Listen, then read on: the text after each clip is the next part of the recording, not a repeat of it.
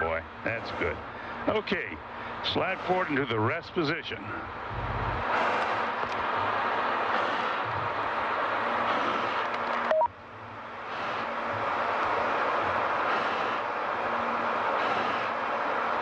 Go a little bit further forward so we can check your chute.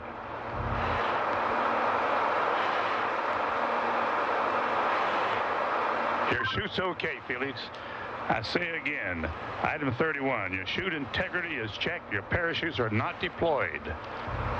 Item 32, verify cutaway knife handle strap is attached and knife in proper position. Say roger if it's so. Roger. Okay, chest pack faceplate heat is on. Make certain that's is on and you got a red light. Red light is on. Okay, here we go. Item 34, disconnect chest pack umbilical.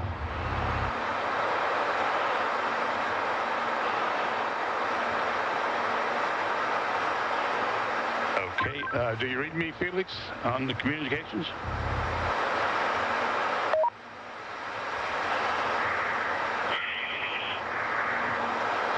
Felix, give me a short count. Okay. Stow umbilical. Disconnect both oxygen supply hoses. Okay, are they disconnected? Give me a thumbs up if they're disconnected. They're still connected. Felix, disconnect the oxygen hose.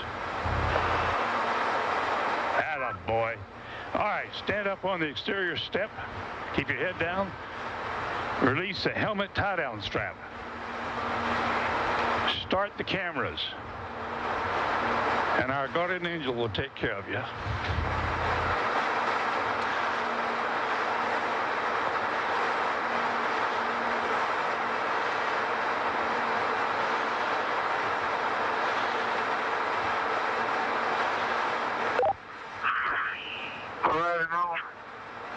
The whole road is working now. At least you can see what I can see. Sometimes you have to get up really high. How small you are. I'm going home now. Jumper away.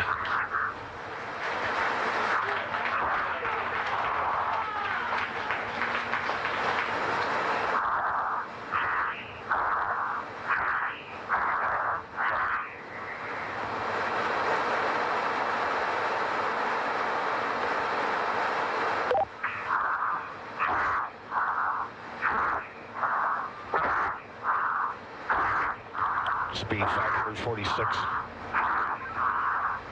Speed 600 miles per hour. Speed 650 miles per hour. Speed 700. Speed 725. Speed 729.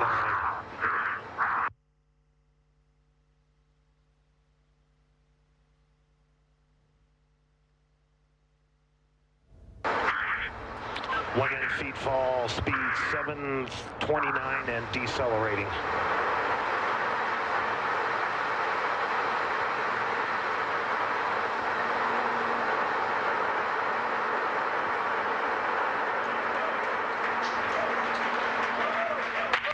Showing Felix in a stable descent. 1 minute, 30 seconds. Stable as a rock. Well, that's very, very reassuring what we've seen there. That high speed drop, and now you can see from the little dot, there's the applause. Felix, you calling me? He said something.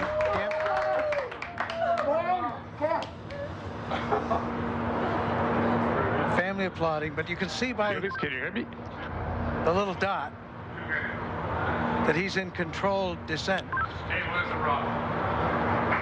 2 minutes into free fall.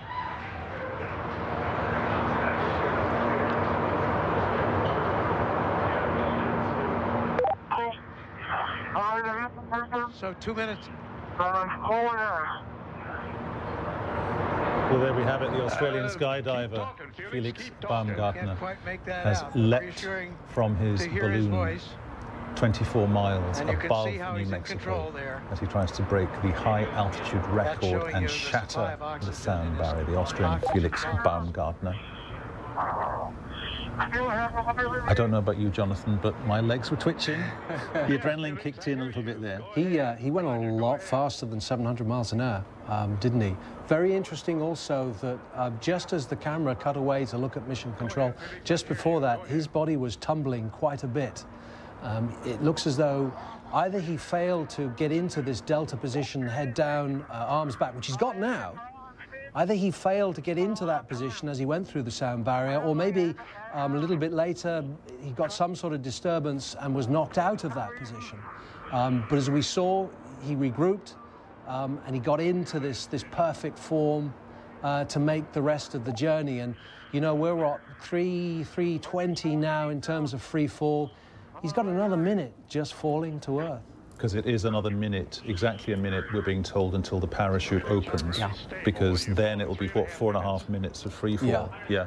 And the noise, that was interesting, wasn't it? Because there was that minute of silence. And if you've watched any kind of sci-fi film that involves people chasing nasty things across other planets, there's that breathing inside the headset that you hear, that. And no matter how much training you've done, no matter how much prep you've done, the adrenaline kicks in, the breathing goes to the top of your lungs, and he's thinking, oh my, I've done it. You could hear him breathing faster, couldn't you? Absolutely. It was wonderful just to hear his voice. I think everybody sort of kind of held their breath when they saw him tumbling. I was certainly worried when I saw that, because I thought, okay, is he okay? Because that wasn't the idea. We've just had the parachute deploy. Look at that, Peter. Let's listen into what Mission Control's saying.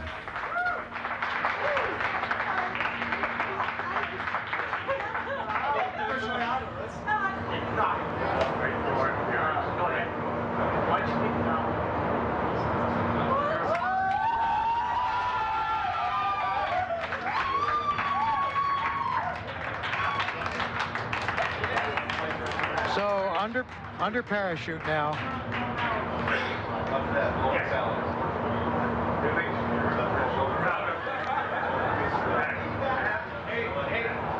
Could have done it better myself.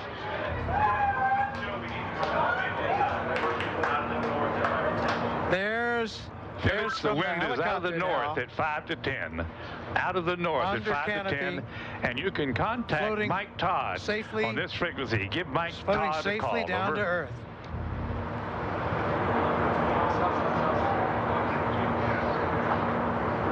There's Eva Baumgartner. Felix, the wind's out of the north, 5 to 10. Give Mike Todd a call on this frequency. Cheers of joy from Mission Control. As Felix now Felix, I hear you. The winds here are out of the east at about 10 to 15. So we're now at 6,000 feet. You ready, Felix? This is Mission Control. Felix's this will be one of those experiences where, at one level, in his memory, in his mind, it will take 3 nanoseconds, and yet he will now surely spend days, weeks, even months processing his achievement. Yeah, I mean, he's actually opened the parachute a little bit earlier than I thought. Not absolutely clear why that is, but he looks good. Look, his arms are up. He's got that chute in perfect control. It's got the red ends on it, which tell us that it's the main chute and not the reserve chute, which might have deployed automatically if he'd got into trouble. So that tells people from afar off that he's in good shape and he's getting himself ready to come into the ground. There'll be a couple of chase helicopters now that are going out after him, trying to recover him. The first person that will go up to him will be a representative of the United States Aeronautic Club. They are the representative of the international body that oversees all aeronautic records.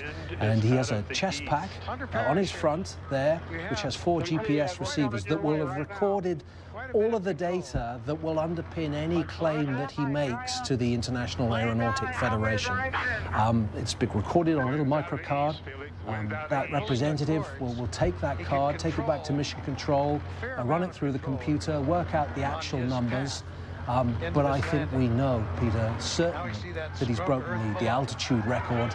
It's a question of just how fast he got, I think, to understand whether or not he broke the speed of sound. Part of that is understanding also where the speed of sound is in the atmosphere, because it's at a different speed up there than it is down here. If you remember, the land speed record for a car was up at about, what, 763 miles an hour, I think. Up there, it's about 700 miles an hour. So that's to do with the temperature and the air density and all the rest of it. But the FAI, which is the international body that oversees this sort of stuff, they will determine whether or not the records have been broken. And until they say so, until they endorse it, these are just unofficial marks, but he must be mighty pleased, I must say. I'm not sure whether it's the perspective of that camera shot from that helicopter that's following him, or more than one or two helicopters, but it certainly looks to me as if he knows exactly where he's going, and he's guiding into a launch pad. That's what it looks like. He was told to look out for the town of Roswell when he got into a certain situation, and to bring himself as near back to where he started as possible. I'm not sure of the actual distance from Roswell Airport, but it'll probably be on the order of a few tens of kilometers, tens of miles, something like that. Look, he's very close. We're going to have touchdown just now. He's going to have a big smile on that face behind that visor, isn't there? And there you can see by the approaching shadow, he's just about there, and he's down. New world record holder.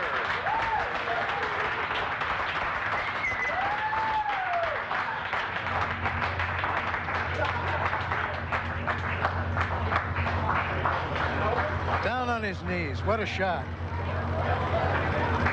So he has the new record. And Mission Control shows recovery crew is at Felix's location. Also, Mission Control shows the balloon has been cut from the capsule, and the capsule is on its descent. So in there fast. He has the world's record now for the highest jump by far. I guess that says something, Jonathan, about the human spirit, doesn't it? It's that part of mankind where you just want to... There's a part of your brain sometimes just says, yeah, go on, jump, keep on going. It's what took us to the moon. It's what wants to take us to the red planet, to Mars as well, something you've covered on this channel many, many times. It's that desire just to push the envelope. Oh, we live a cozy life now. A lot of us do, and we rely on people like Felix Baumgartner to wake us up every so often, don't we? Most of the records, a lot of the records, aeronautic records, they've all been set a long time. There's very little left to go do. You know, everybody's done it. Whatever there is to do, most people have done it. But there's one or two places where you can still push the envelope, as they say. How does he top this? I don't think he can, actually, to be totally honest. And I don't think he's going to want to either. You know, he's a commercial helicopter pilot. He'll probably go back to flying helicopters, doing the odd base jump. But, you know, he's, what, 43? I'm 49. I think he deserves to put his feet up, doesn't he? What were the main danger areas? I mean, seriously, you know, because some of those pictures in the run-up to the actual jump, some of the pictures were on a delay because of obvious reasons, because if something had gone wrong, there were issues of sensitivity that we had to be aware of. But where might it not have worked? Well, first of all, he's beyond what they call the Armstrong line, which is 63,000 feet. Now, above that level, any exposed bodily fluids will boil. It's as simple as that. The air pressure is so low. If you were to open your mouth, your saliva would boil, the water in your eyes would boil, your tissues would swell. You need a pressure suit above that level. So, and the integrity on that suit had to be maintained, you know, for half of the distance at which he fell. Otherwise, he would have been in severe problems. Not enough oxygen to breathe up there, simply not enough air. Rapidly go into hypoxia, lack of oxygen. We know the human body needs oxygen to survive, so he had to carry his oxygen all the way down. The other big worry, I suppose, was what would happen to his body. as he went through the sound barrier? Would there be enough of a disturbance to knock him into a spin? You know, if he'd started to spin, to rotate very, very rapidly, you see